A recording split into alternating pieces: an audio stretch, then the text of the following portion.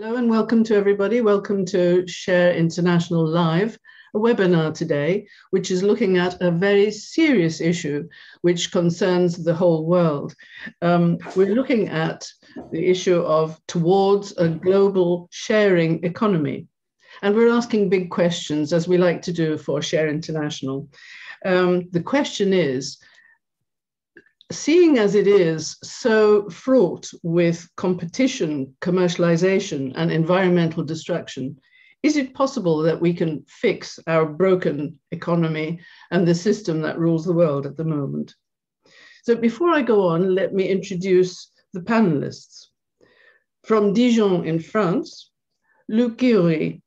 He has a master's degree in business studies and has been involved in business at national and international levels in industry for more than 30 years.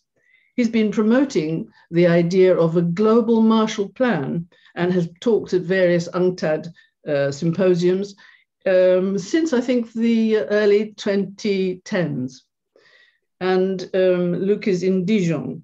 Sébastien is also Sébastien Villemot, a PhD, is an economist and based in Paris, France. And his research interests include sovereign debt, Euro area policy issues, and computational economics. Scott Champion is joining us from Palm Springs today. And Scott is an analyst and an economic financial, I think, a whiz. And his particular issue and focus is on stocks and currency markets, derivatives as speculative forms of leverage, and international trade, budget, and capital flows. And Haley, originally, as you see on your screens, from New Zealand and San Francisco, is joining us today to pick up your questions and put them to us. So welcome all. I'm Felicity Eliot. I'm the chief editor of Share International magazine, and I'm in Amsterdam, the Netherlands at the moment.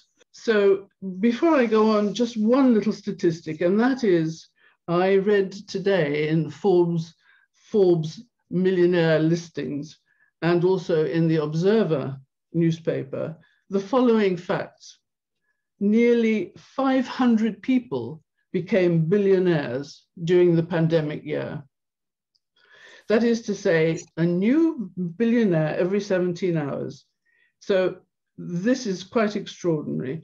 And at the same time, and we're talking about the need to change our economics, at the same time, 18 million people, as of January this year, were still collecting unemployment benefits.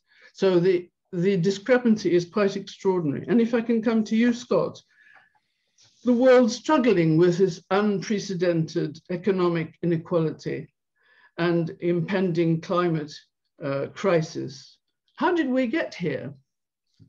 Felicity, I think to answer that question, you could go back to the 18th and 19th century and look at the evolution of economic thought. But for our purposes, I think we'll go to 1944, coming into the close of World War II, when the Allied powers who looked forward and they were pretty certain they were going to win. So they knew the world would need a new financial architecture going forward.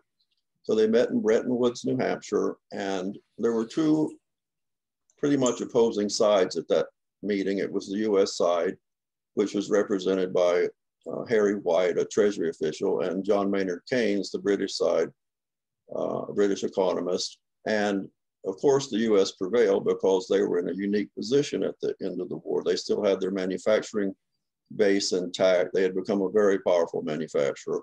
Europe was decimated. Everything was rubble and laid low. And in the case of Keynes, Britain was going to be seeking massive loans to try to reconstruct their country. And the US was in the driver's seat, how everything went from there. So the decision was made after bullying by the US to the dollar would become the world's reserve currency, and it would be backed by gold.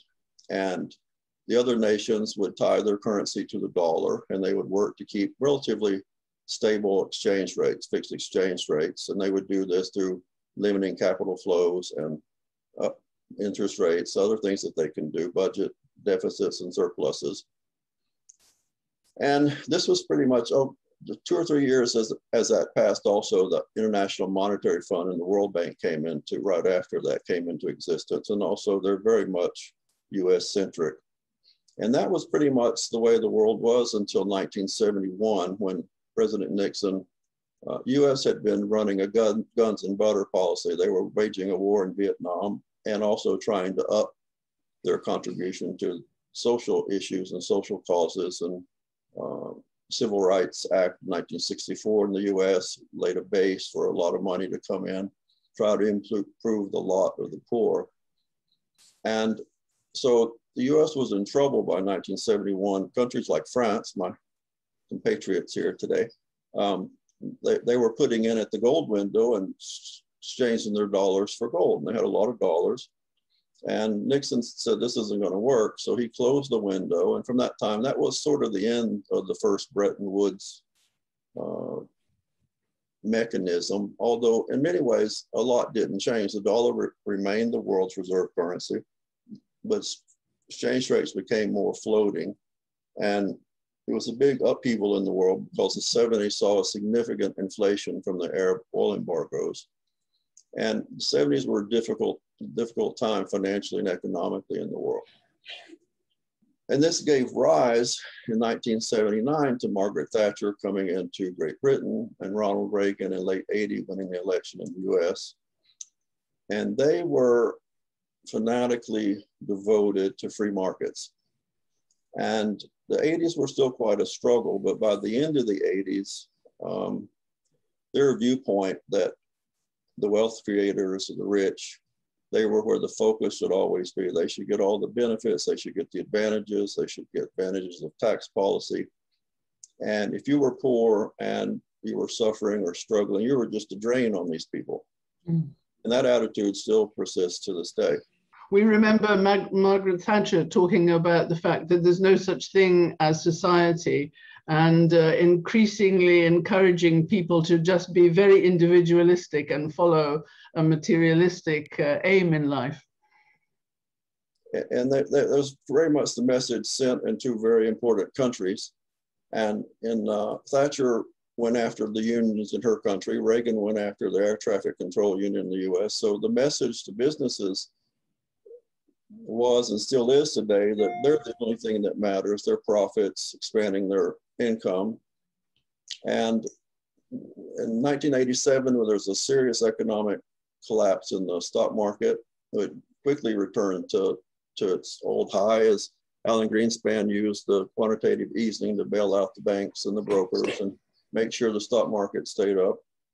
And this became the mechanism that the government has used ever since. And we had a stock market crash in 1999, the dot-com bubble.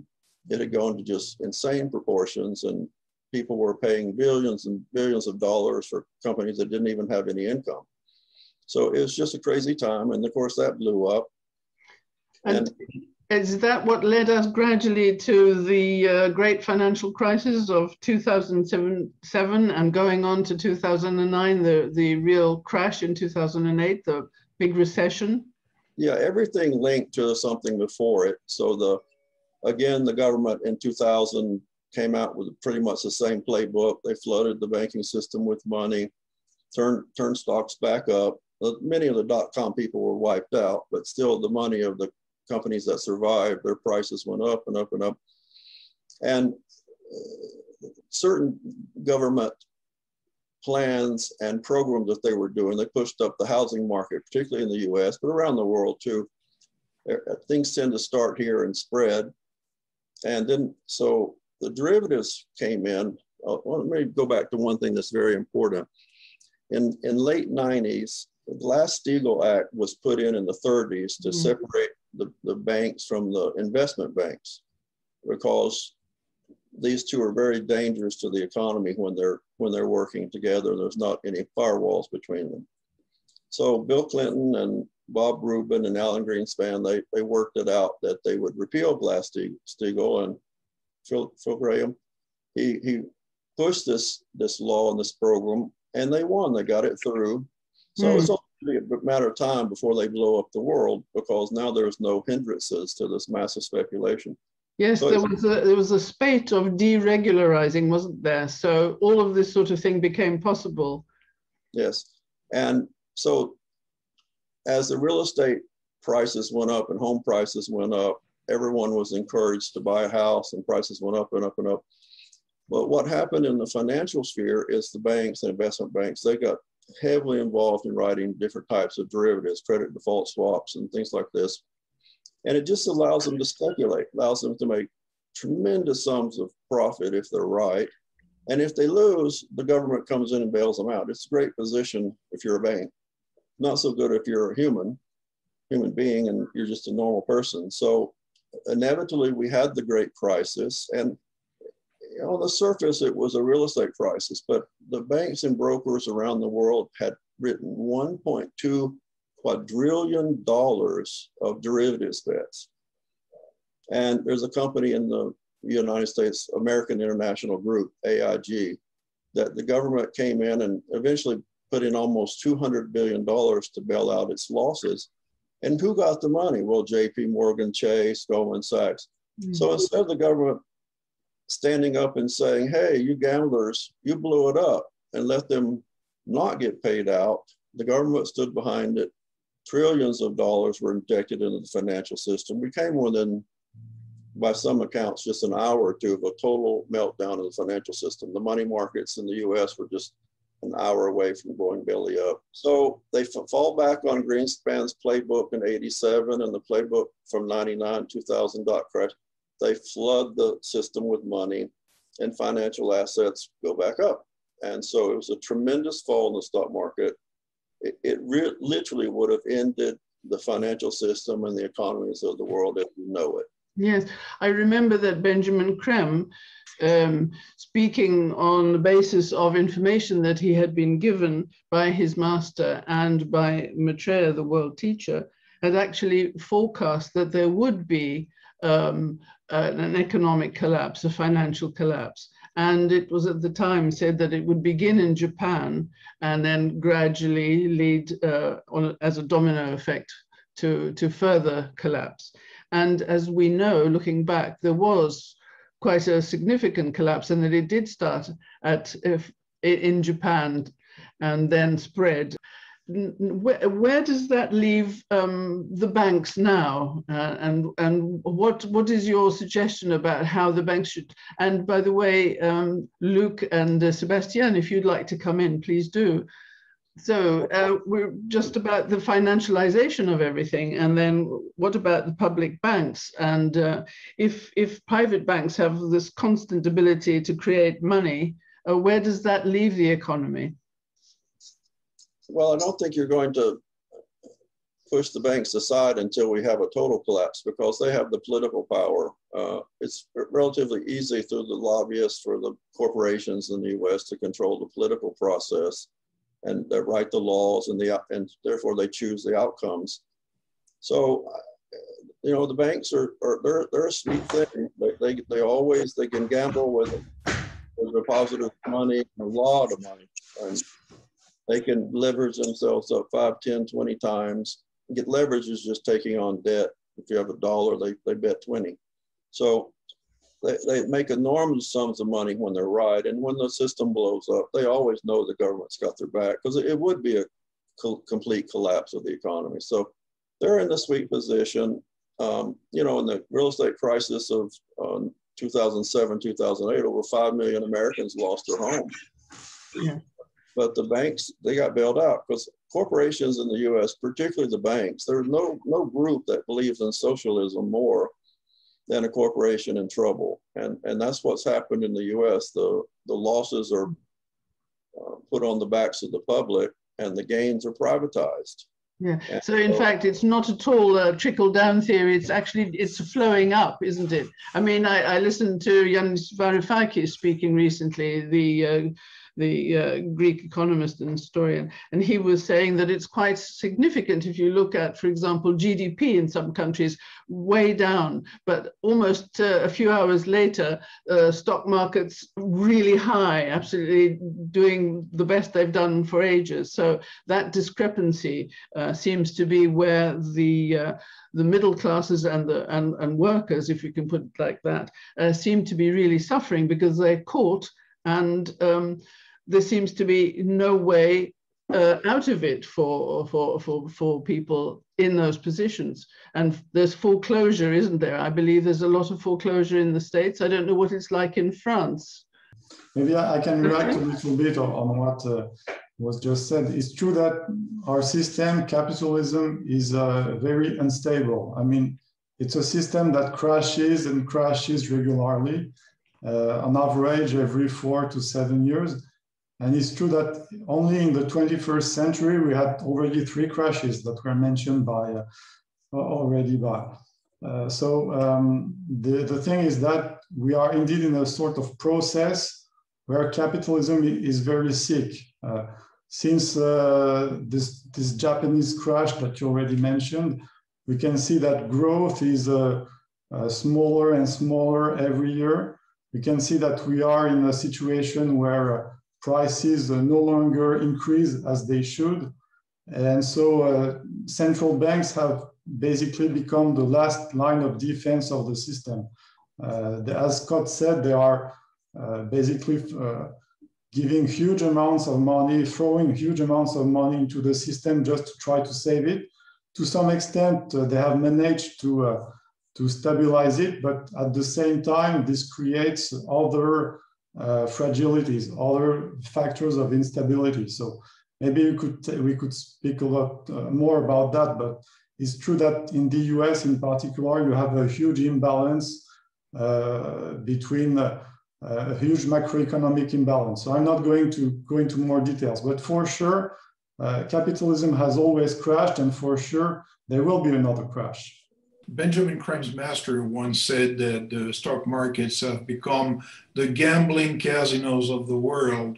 And it's a crude reality. The financial markets are so disconnected from the real economy, from the real life of people, the real needs. We are not talking anymore about investment in the law of supply and demand for real needs, real demand. We are talking about a casino where so much money is being poured in, especially as mentioned by the central banks, that this money has to be invested, has to be recycled in some financial assets.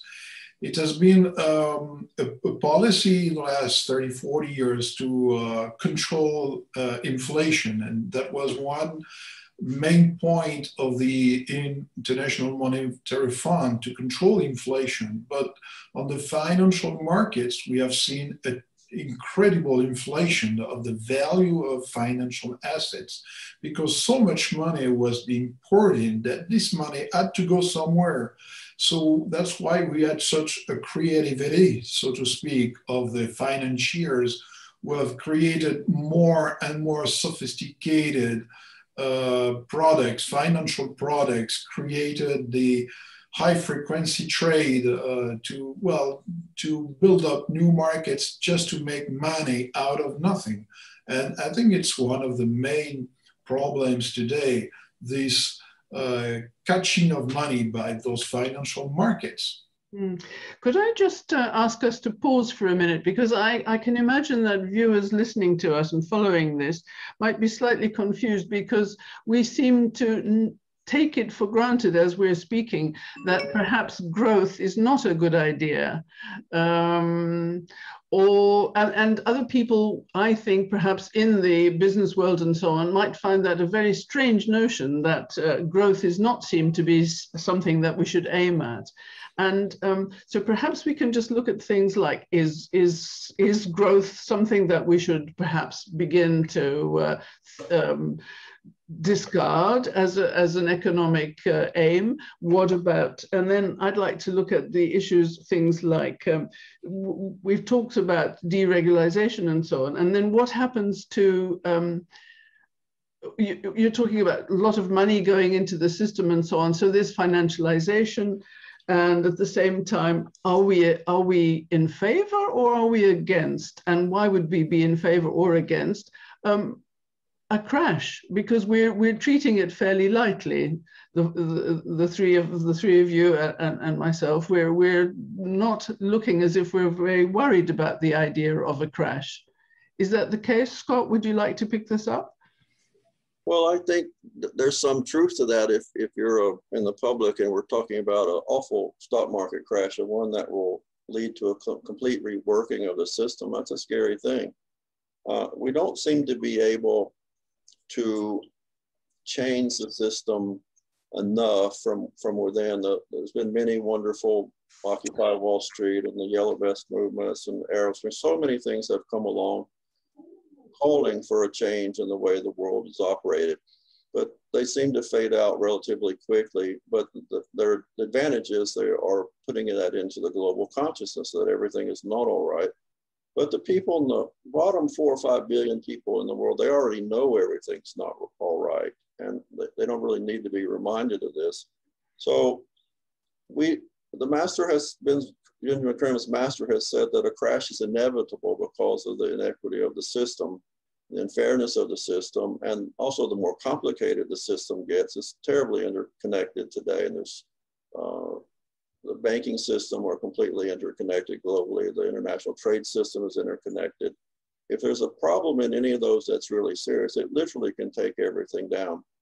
We saw it briefly in the pandemic, but they know, and the stock investors know, government has one response. They're going to come in and bail it out. It's almost perverse that the worse things are, the more higher the stocks go, because yes, investors know that the government is going to print and shoot in a ton of money into the banking system and to go into the markets.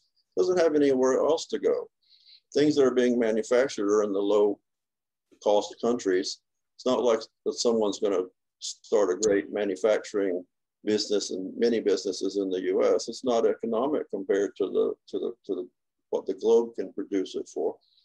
So, and your question about growth, that we live on a planet with finite resources, and we continue to grow even at 3 or 4 or 5% a year. We're going to come up against the limit of those resources, and pollution, environmental problems, and global warming. We see this already that we cannot go on much longer at this pace. So there has to be a dialing back of economic expectations, that we have to produce and live within the means of the planet, and the planet does have a limit. It's not unlimited. So we do have to change the expectations of money, of finance, business, banking, corporations, that they cannot just continue in this global free-for-all to just get as rich as humanly possible. Yeah, just want to add something on that. I fully agree with what Scott said. The thing is that we are depleting resources at a higher pace than what we can replace. That replacement of those natural resources, raw materials, all kinds of natural resources. And of course, we have to distinguish, I think, growth, which is needed because the basic needs of billions of people are not met. And for that, we need growth. We need to have food brought to people. We have 3 billion people in the world not having access to sanitaries, for example. So we need economic growth to allow them to get wages in a way or another so that they can fulfill their basic needs. And at the same time, all the stuff that we create just to feed the machine, as we can say, to stimulate consumptions, because out of consumption, there are profits and accumulations of profits. That's the point, that's the key point. That's of course has to be reduced. So probably the richest places in the world have to reduce consumptions of materials, of goods, of energy as well. But we also need growth to bring the basics to the people who are in dire conditions at the moment. But this is a huge challenge for the economic and political system around the world. I mean, how do you see this moving into some sort of practical reality? We say, you've just said, Luke, and it sounds like the perfect advice to scale back. But do we actually see countries around the world doing that? I mean, I'm not talking about developing countries at the moment, but the countries like America, countries like, well, many European countries. Do we actually see that as a possibility that they would scale back? From what you say, something came to my mind immediately, is that well, of course, we have clever people in the world who advocate the right things, and it's not from yesterday. And for example, at the beginning of the 80s, we had the Brandt Commission and the Brandt reports, the North-South reports. So the former German Chancellor Willy Brandt gathered a group of very high-level politicians and economists as well, but politicians from all this political spectrum. And he was asked by Maitreya to gather those people in his group, and they worked on promoting a transformative program for the world economy, and that what ended up in the Brandt reports that were given to the world leaders in the 80s. And so many things were already thought of at that time, the various steps to transform the world economy, to bring an end to extreme poverty in the world. So there has been already a number of ideas and concrete ideas designed and developed and promoted to the world. When we talk about, we call it at Share International, we call it sharing, because this is our world. And of course, the economists would put it in a different way under different words, but it's all about sharing anyway. When you have enough food in the world, and the masters have assured us that there are about 12% excess of food in the world per capita available. And we know that food is being rotten in the warehouses of the world just to keep the prices up at the stock exchange, because the foolish thing is that we have allowed speculation to enter the food trade. That's crazy. Is one of the most terrible things. And so there are possibilities. Yes, there are possibilities. Sharing can be very concrete if you have that food that you bring to people, and if you allow each country to rebuild its agriculture, its national agriculture, for example, just to give one example. And then you can have, again, in these countries, the possibility for autonomy, food autonomy. So this is not, we're not talking about something which is fancy, which is just an idea that would be nice. We're talking about things which have been promoted, including by the Brandt Commission as early as in the 1980s, for example. But today, you see, for example, today we are maybe not on the verge of doing that, but there are steps in that direction. Very, very recently, on the 18th of May, there was a meeting in Paris, a gathering of state leaders from Africa, and also, of course, from the international organization, the IMF, the UN, and so on. To think about how we can help the African countries now that they have also been impacted deeply by the COVID on the economic side. And so our French president did one thing. He promoted a significant increase in the aid, in the financial aid to be brought to African nations, especially the sub-Saharan African nations. The IMF has established that there's an extremely important need of more than $400 billion of help for these nations. And so we are very far from it. The plan was to bring about 30 million or something to the whole of Africa. So President Macron said, we cannot stay at that level. We must at least increase it to $100 billion, 100 billion euros. I don't remember the currency. We must make much greater effort immediately to bring that financial aid to those countries. So this is on the way. Likewise, recently, President Macron, I don't want to promote President Macron, but at least he did that good thing. And he offered to Sudan to cancel 5 billion euros of debt. You know, Sudan has a total public debt of some 60 billion euros or something like that, you know, which is almost twice its GDP, so it's enormous. And so President Macron proposed to wipe away 5 billion immediately. So, well, it's not so much, but yeah, that's the first step. Yeah, these are great steps. But I was wanting to ask you so that we can make it clear for our viewers, when we're talking about sharing and changing the economic system, are we still talking in terms of aid to developing countries? Because although what you've just talked about are excellent steps, it might be worth making this clear to our viewers. Are we talking about aid? And if so, is that a good idea? I can imagine that some people listening to us might think, well, aid has been tried already, it's not working. Sébastien, would you like to say something about that, since we were in France with Macron? I still think that we need some form of aid. Probably one of the mistakes of the past is that we have tried to impose our view of how this aid in the North, I mean, we have imposed the way how we think this aid should be spent.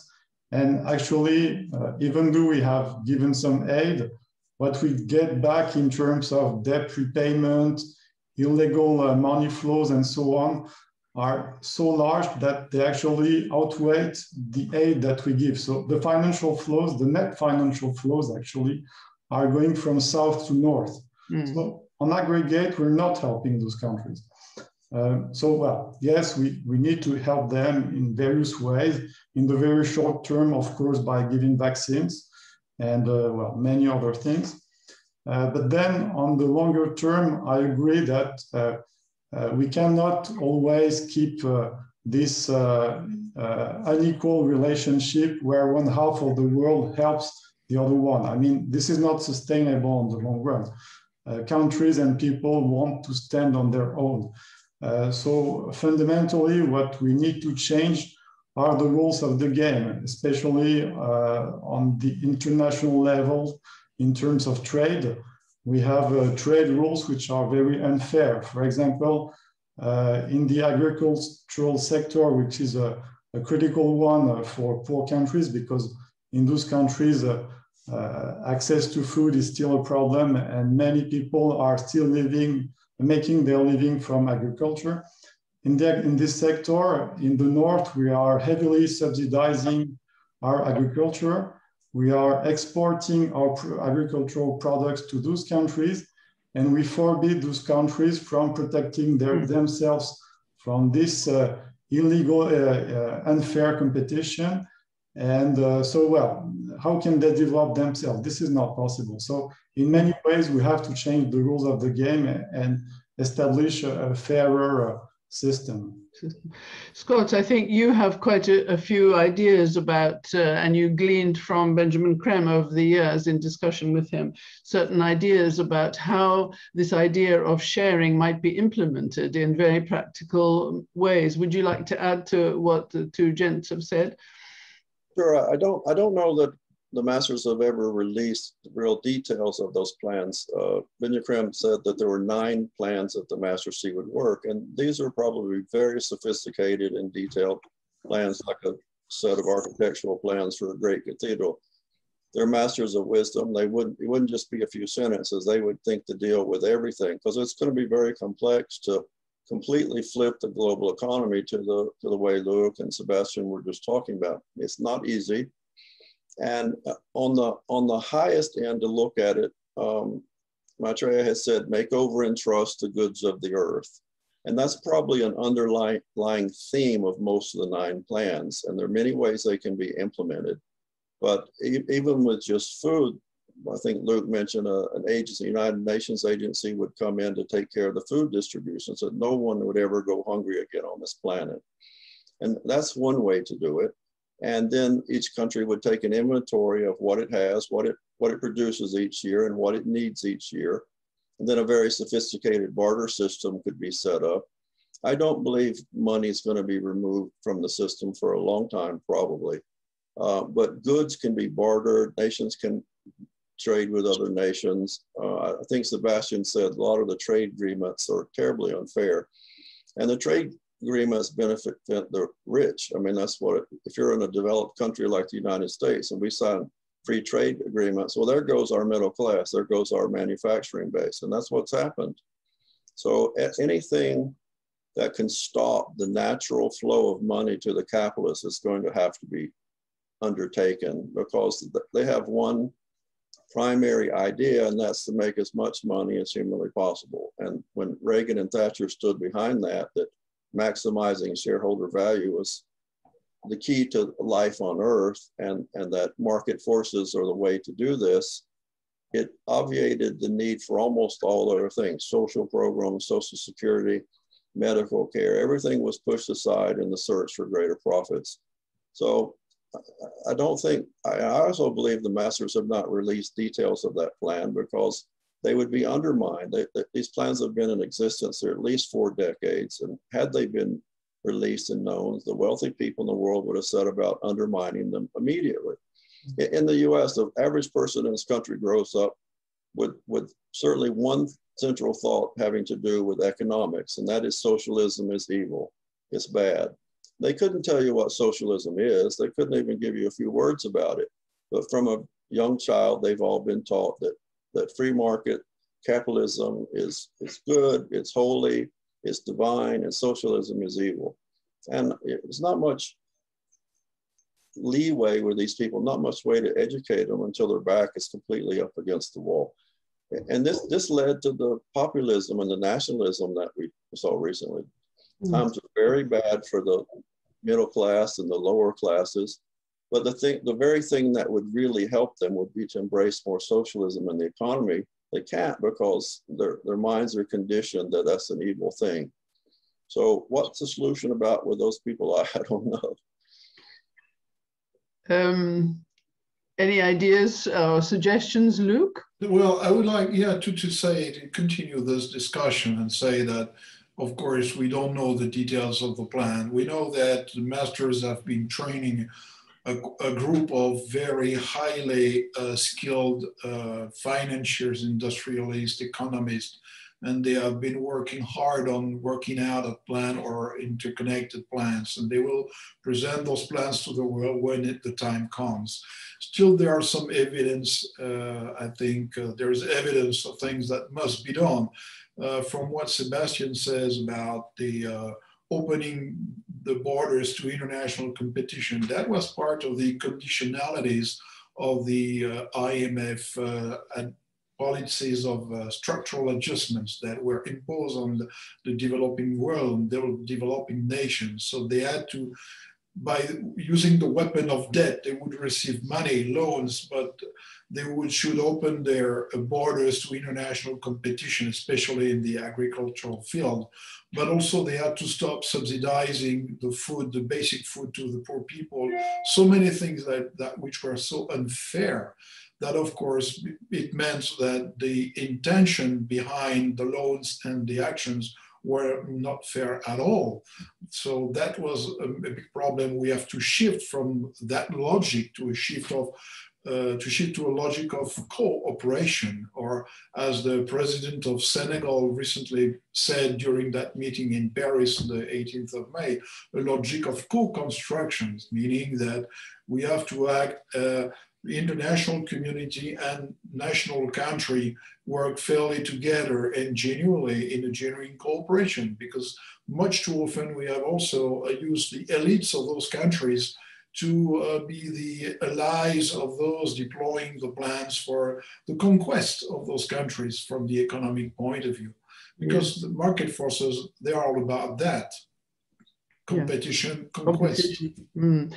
Sébastien, can I ask you, because I think that soon we'll have to go over to, I'm just looking at the time, over to questions and answers, but perhaps you'd like to say something about, do you think that we are likely to be able to shift fairly rapidly now, because our planet, of course, is suffering terribly. We know that we have climate emergency and ecological destruction on an extraordinary level now.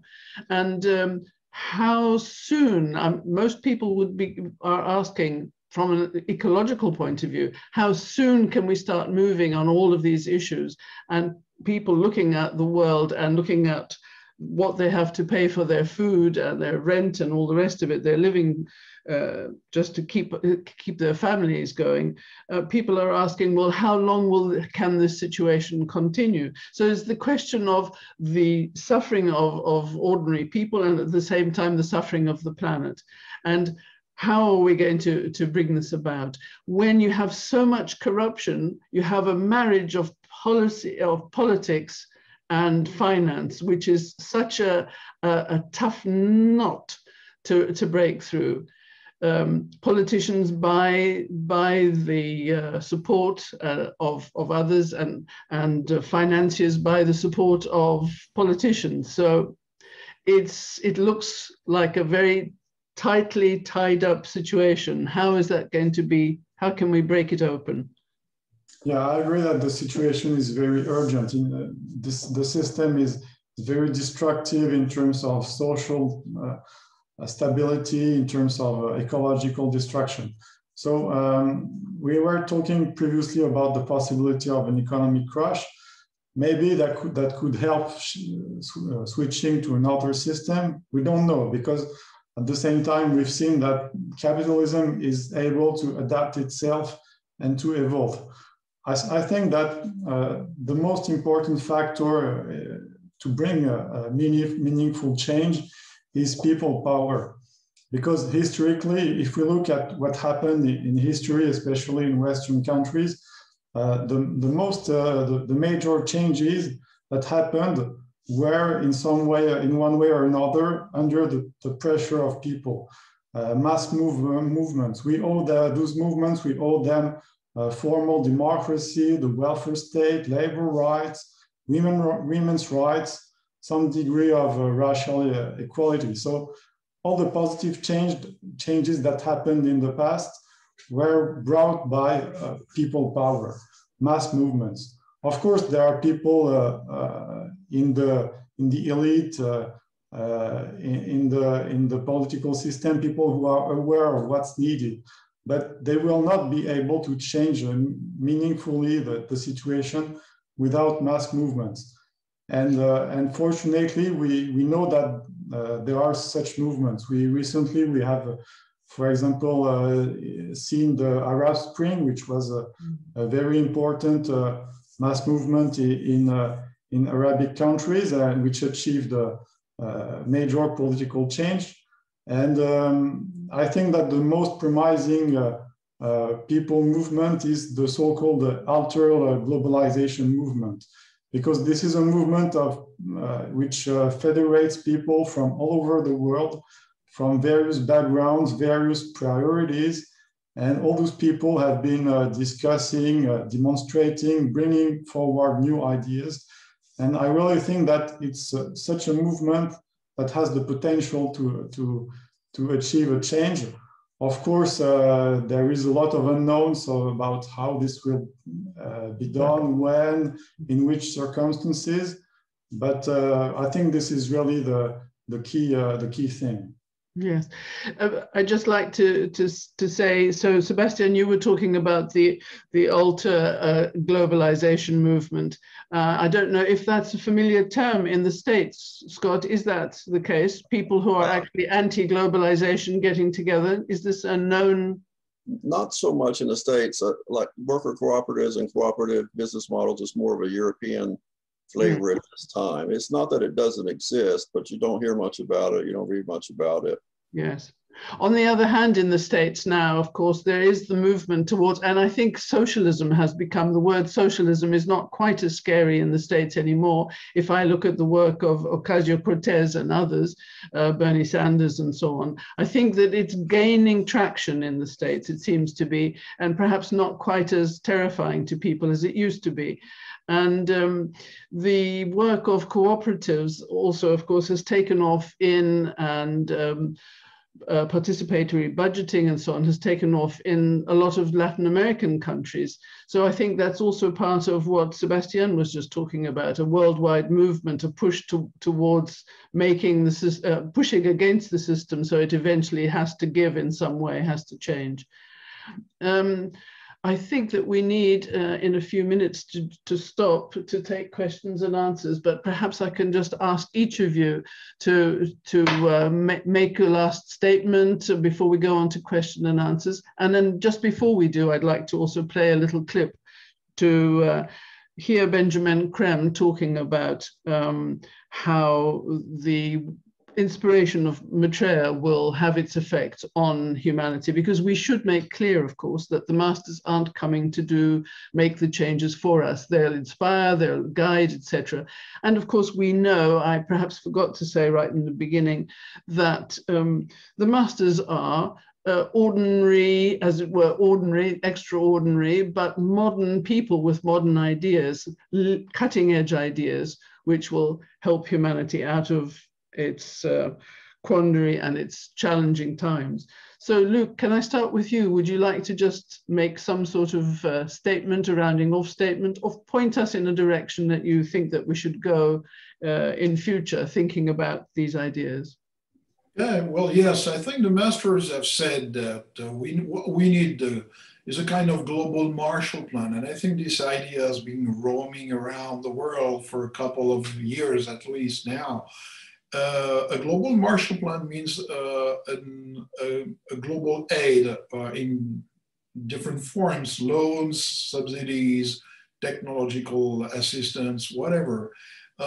Because we need all those poor countries, all the developing nations to build up infrastructures, I mean, for energy, for transportation, for healthcare, for education, to build up schools and local hospitals, to build up roads, to build up electricity grids, and so on. And only by the public funding that can be achieved, not the market forces. It has not been achieved by the market forces. It will not be achieved otherwise than by a public and a cooperative effort from all the nations. So the nations who are richer will give more, of course. And I think whatever the exact layout of that future plan, it will include that kind of measures, the global Marshall Plans, together with many others, such as canceling the debts of the poor nations and so on, cutting the tax havens, and well, so many. We could spend 2 hours on that. Yeah. Scott, how about you? I do believe that when the moment comes, humanity will be able to change very quickly. The governments, corporate models, people, I believe when we do have the crash that we're all waiting on, because Maitreya and Ben's master and Ben has said it's going to come, and it's going to create the situation where the governments must focus on what's important, that people have to be taken care of, they have to have housing, they have to have food, they have to have healthcare, education. And if you look at China, the way they operate, and China scares me a little bit. I find them hard to penetrate. But in the government level, they just came out with their 5-year plan. And every 5 years, they make it very clear they're going to raise so many millions of people out of poverty. They're going to get so many people in higher education degrees. And they do it.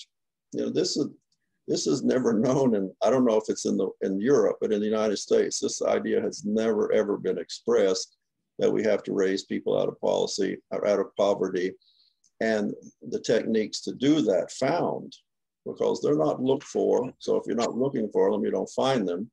So the government has to completely refocus on the good of the most people in the country and not on the good of a very few.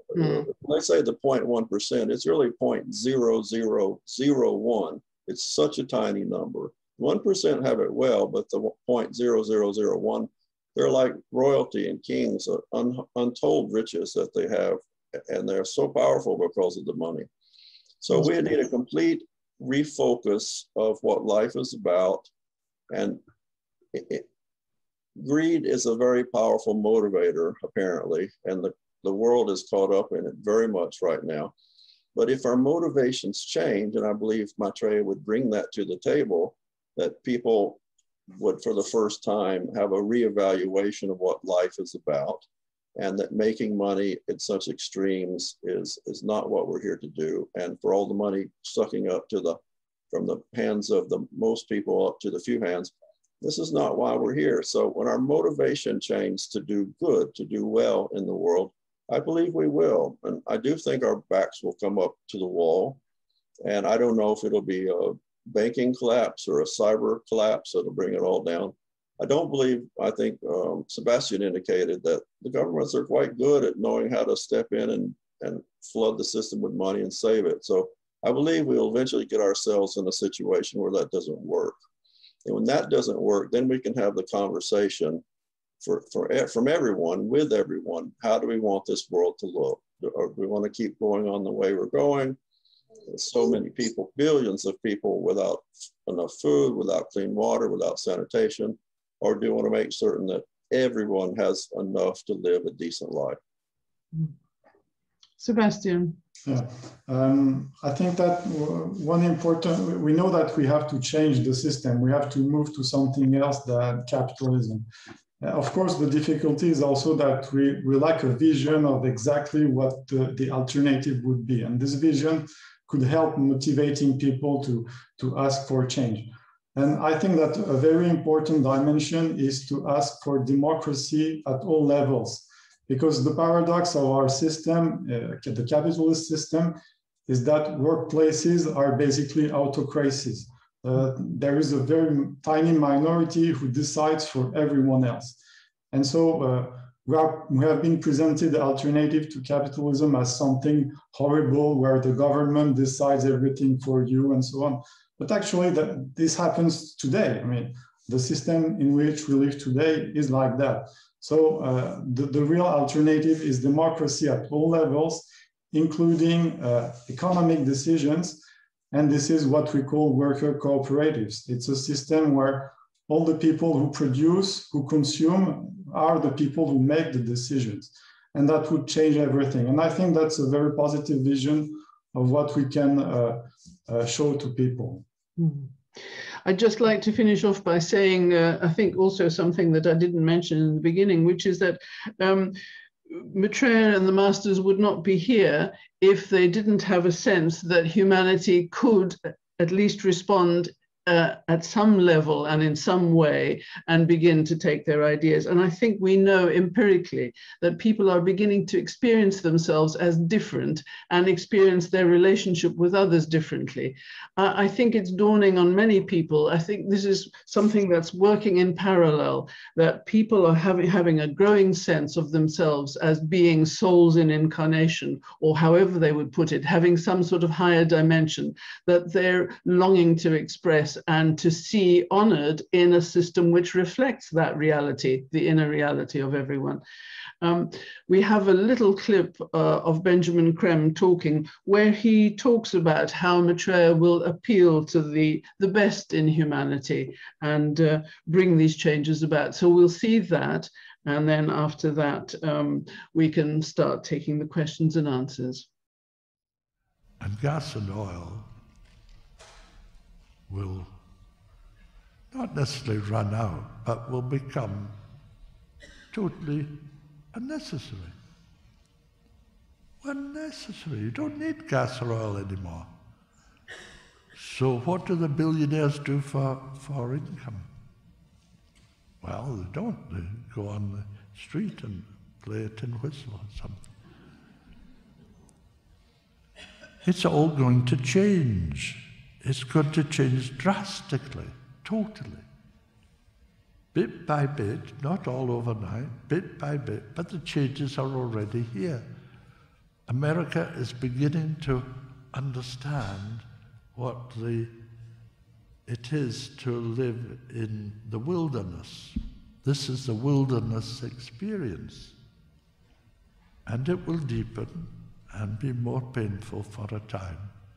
And then the world will change because you will do it.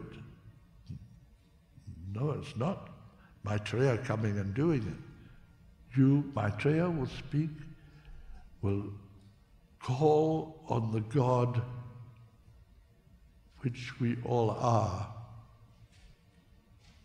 intrinsically to create the conditions of life which allows life to proceed logically, rationally, sanely.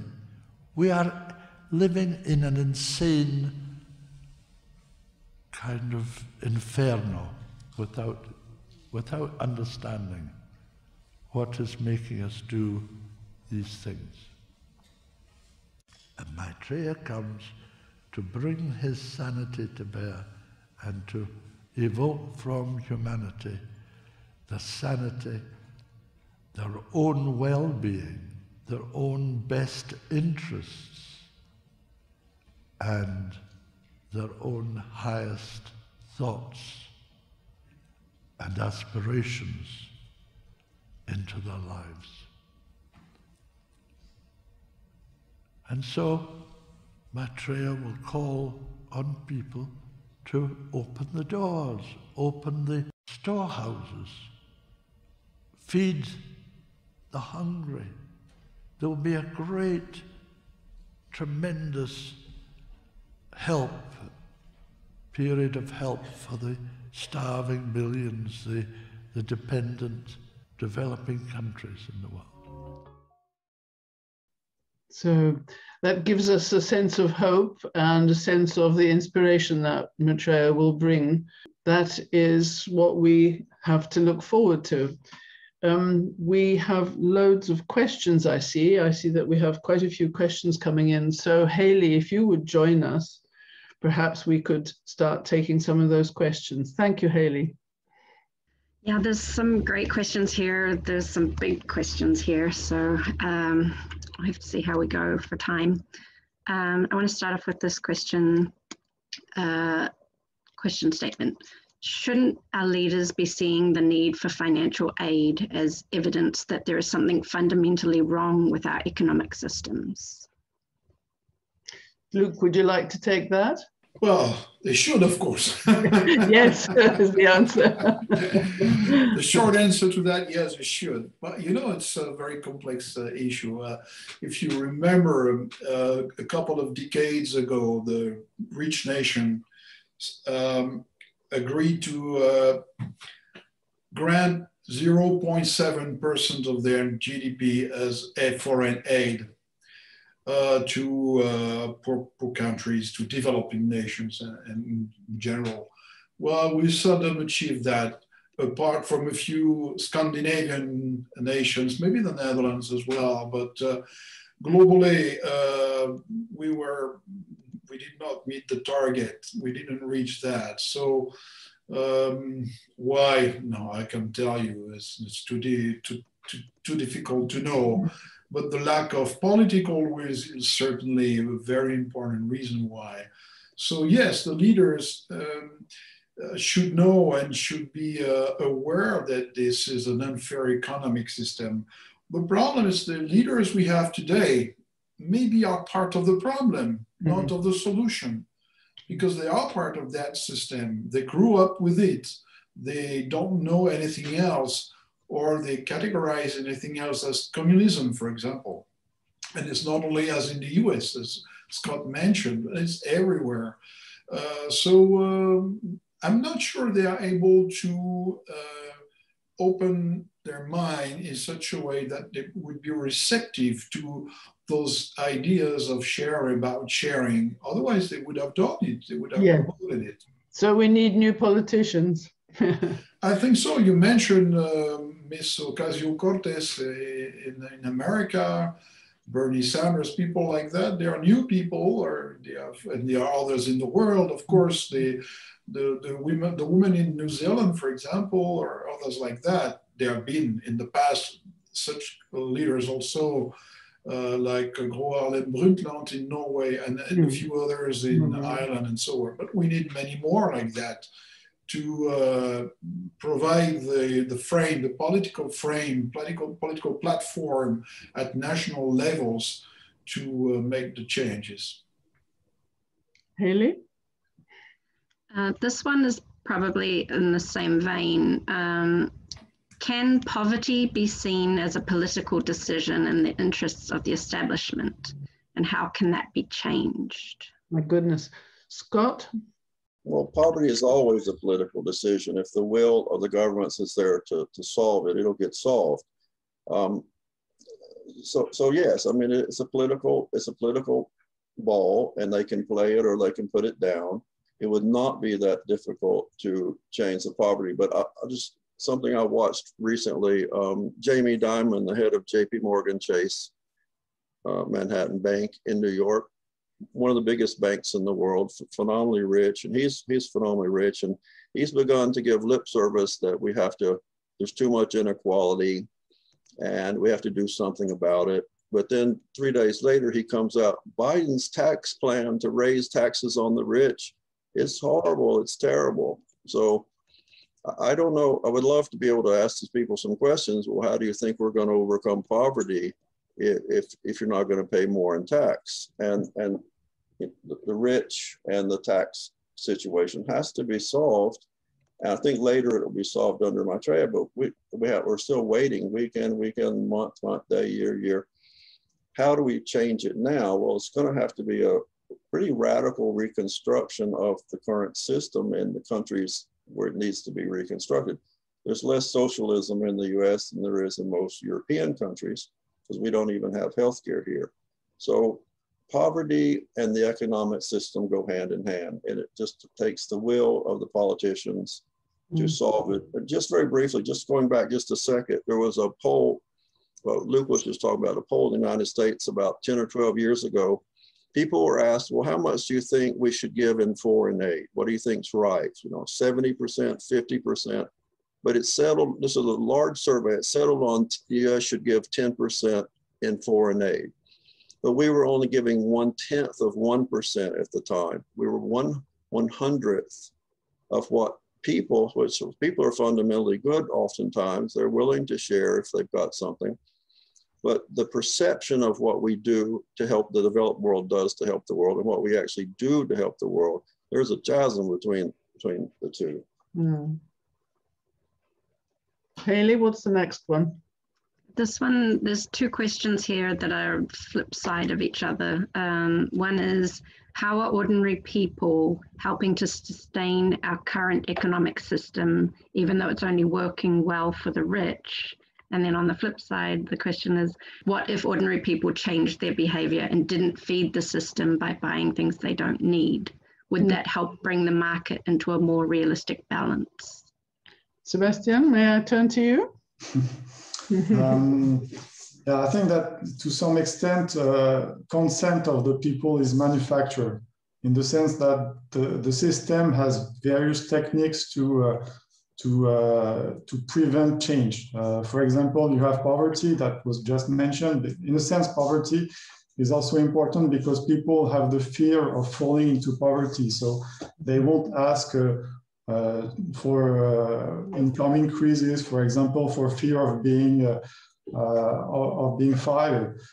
You also have racism and nationalism, which are actually techniques to divide people and to make them believe that their enemy is not the system, that their enemy is the black or this other country and so on. This is another technique. You have, of course, ideology, in the sense that we are told that there is no alternative. We are told that it's the human nature to compete and to be violent. So in various ways, we are really forced into thinking that change is not possible. Of course, change is possible. I think the most important factor is that we have to be politically active in a broader sense. I mean, it does not necessarily mean to go into a political party. It means to be involved in associations, in trade unions, to talk to your neighbors, and so on. There are various ways in which you can build trust, disseminate new ideas. And I think this is really the way to go. Yeah, I'd like to add to that, of course, the technique of disinvestment, removing your support for companies, etc., is something that would also help. And there's a lot of movement towards disinvestment, and also, of course, if necessary, boycotting. But what I recently heard also is the use of the law. And recently, the Royal Dutch Shell company has been asked to pay huge taxes in order to balance some of the books and balance some of their, let's say, their karmic situation. And that's happening very, very piecemeal, but it is beginning to happen. So we also have the possibility of, if you can, muster the law behind it, and disinvestment, and people's cooperatives which set up situations which make it easier and cheaper for people to get the goods, and encourage people to buy less of the sort of things that keep us tied into the system. I think we have one more question, and then that I think we have to stop. Can you talk about the importance of a people power movement regarding climate change that Greta Thunberg began as a way of forcing changes in governmental policies? Is this a sign of hope? Certainly a sign of hope. Which gentleman would like to take the question? Well, I don't know what role Greta Thunberg has. She has become very popular, very in the media and so on. Probably she's inspiring a lot of people, very likely. I don't know, but very likely. But it shows if a young girl can achieve that. And we had the same thing on another political issue with a woman from Pakistan, for example. I think it is important that people be inspired by some psychological leaders, I would call them, because then it gives them the courage to move. Mm. And we have said that a couple of times, but with Sébastien in particular before, we need the people to move on, to get to the street or to whatever, not necessarily to the street. They could go and become shareholders of a big oil company and ask, as it just happened to Chevron in the North America, ask a more progressive policies program against climate change. So there are many ways to do, but I think it's important. People like Greta Thunberg are important because they show people their courage, and I think they can inspire people to unite and to go together and to act upon the reality now, today. Scott, did I see that you wanted to say something? I think as an example of people power, the climate environment movements have probably made the most progress of any of the movements. It's quite in the consciousness of the planet that there's a problem and we have to solve it. Now, we all know it's not going quickly enough, and the problems are much bigger than the attempts to solve them so far.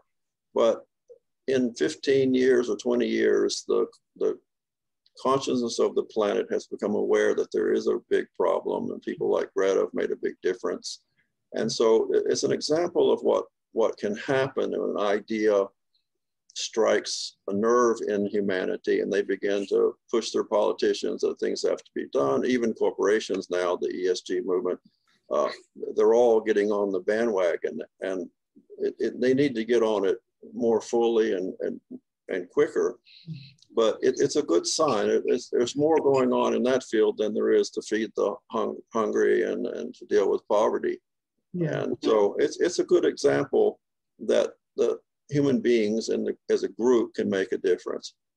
Yeah, and I think we need the same sort of movement, a parallel movement in terms of poverty, hunger, and changing the economic system, so that parallel to and equal to, so that if we all get on board, just as people have been mobilized by Greta Thunberg and others, if we do the same for poverty, for alleviation of hunger and poverty throughout the world and changing the economic system, then it is possible, because if it was possible for climate change, then it is possible in economic terms. So I think, folks, thank you very much indeed. We have to wrap it up now. Thank you very much to everyone.